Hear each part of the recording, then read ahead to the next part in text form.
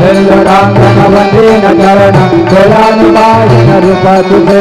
प्रेमे आलिंगनानंद बोधन भवेवाय नमन नाम त्वमेव माता पिता त्वमेव बन्धुसखा त्वमेव विद्याधरणं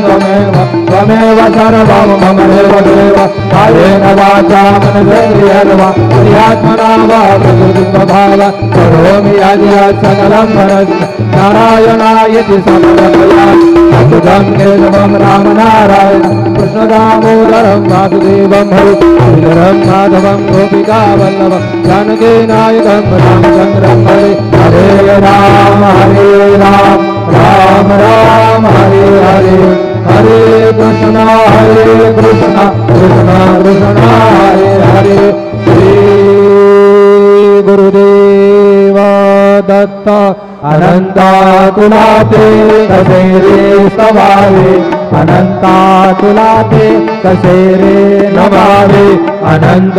मुखांचा शिनेशेष गाता नमस्कार साष्टांग श्री साईनाथ